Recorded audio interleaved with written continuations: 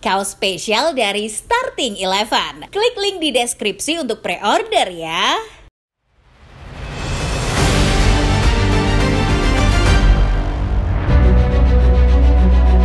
Indonesia tumbang di tangan Jepang dalam lanjutan matchday kelima kualifikasi Piala Dunia Zona Asia Grup C. Kekalahan ini makin memupus harapan Indonesia untuk bisa meraih target finish 4 besar di klasemen akhir. Berkat kekalahan lawan Jepang, Indonesia terpaku di urutan terakhir dengan raihan 3 poin. Meski begitu, penampilan Indonesia di laga kontra Jepang patut mendapat banyak apresiasi. Laga ini adalah momen langka di mana kita bisa menyaksikan Indonesia bisa merepotkan Jepang walau akhirnya harus terbantai 4 gol tanpa balas melawan tim Samurai Biru. Lantas, bagaimana tangguhnya JICS yang sanggup merepotkan Jepang dalam lawatannya ke GBK hari Jumat malam? Sebelum menyimak videonya, seperti biasa, jangan lupa tekan tombol subscribe, like, dan nyalakan notifikasinya untuk tetap mengikuti update-update terbaru informasi seputar sepak bola setiap harinya dari channel Starting Eleven Moment.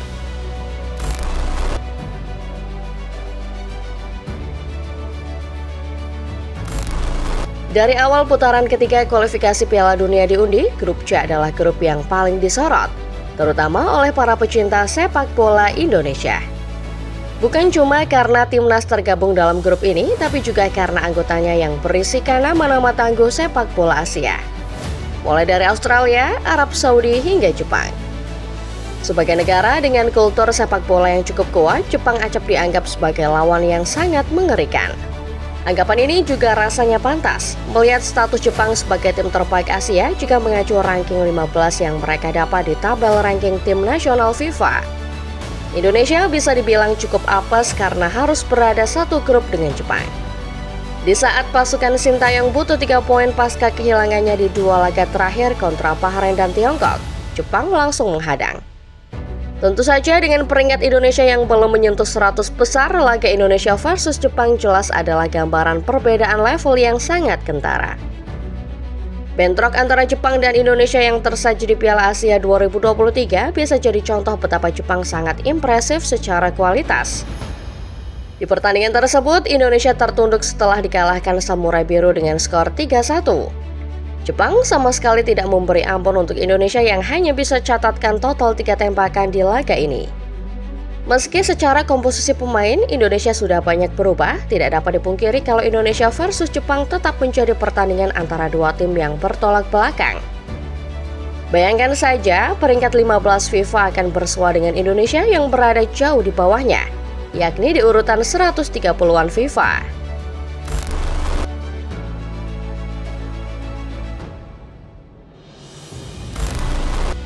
Jepang boleh jadi punya kualitas jauh di atas Indonesia. Tapi satu hal yang perlu diingat adalah bola selalu bulat.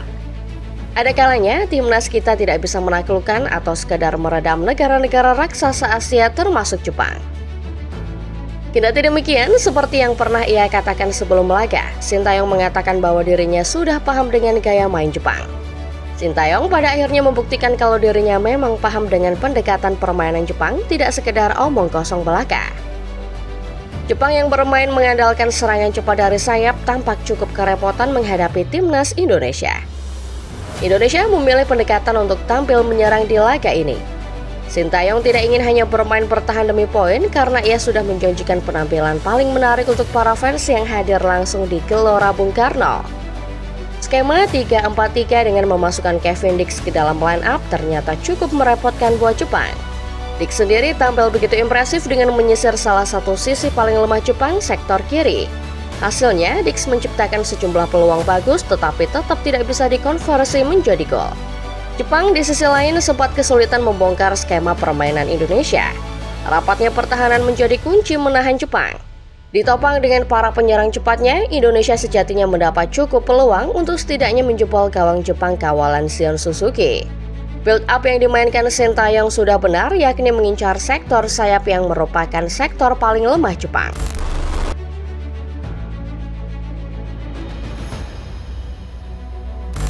Indonesia memang mendapat banyak momen di laga Jepang. Permainan dan pemilihan line up Sintayong di laga ini sudah menggambarkan betapa bertekadnya Indonesia mengamankan paling tidak 1 angka melawan Jepang. Tapi, apa mau dikata, Jepang memang berada di level yang lebih tinggi dari kita. Bisa dilihat dari bagaimana pasukan Hajime Moriyasu mampu memanfaatkan setiap detail yang ada.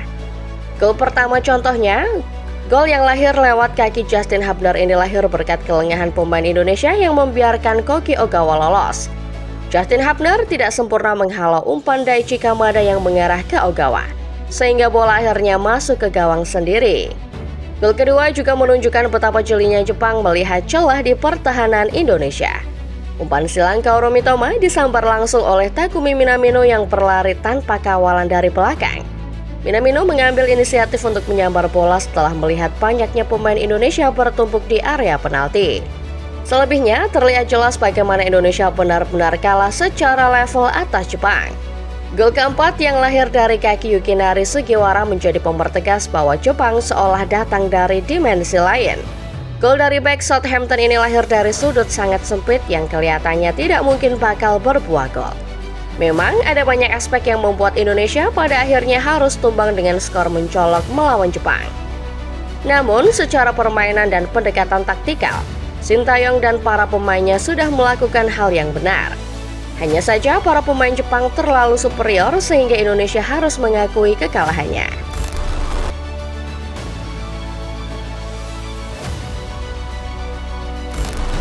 Kekalahan Indonesia atas Jepang lengkap sudah membawa derita ke Indonesia.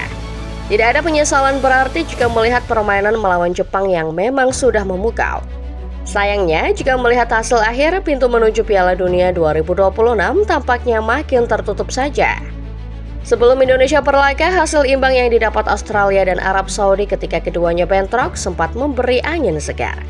Sayangnya, kemenangan China atas Bahrain agaknya mengubah skenario terbaik timnas. Indonesia jadi butuh 3 poin untuk menggusur 3 negara di atasnya lewat keunggulan selisih gol. Sayang, yang terjadi sekarang justru Indonesia terbantai oleh Jepang. Pasukan Sintayong pada akhirnya harus puas tertahan di dasar klasemen sementara grup C dengan 3 poin. Raihan ini praktis semakin menutup pintu timnas menutup putaran ketiga sesuai target. Sebagai pengingat, Sintayong dipasrahi target untuk finish 4 besar di grup C ini.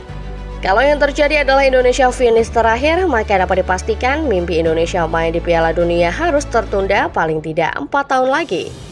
Namun untuk finish keempat, Indonesia butuh kemenangan. Paling tidak saat menghadapi Bahrain dan China sebagai lawan yang paling realistis. Masalahnya, di saat yang sama Indonesia juga perlu melihat bagaimana penampilan rival-rival grup C yang lain. Sedikit saja lengah, maka kesempatan maju ke putaran berikutnya bisa jadi milik Bahrain atau China yang notabene sama-sama tidak diunggulkan langsung menggondol tiket ke putaran final. Kekalahan melawan Jepang menjadi pertanda bahwa perjuangan Indonesia bisa saja tuntas di putaran ketiga. Namun di sisi lain, pertandingan ini kembali menjadi pengingat buat kita bahwa sepak bola Indonesia mengalami banyak kemajuan. Dibuktikan dengan cara kita merepotkan Jepang asuhan Moriyasu. Lantas, bagaimana menurut Football Lover sendiri? Adakah komentar khusus terkait laga Indonesia versus Jepang? Komen di bawah ya.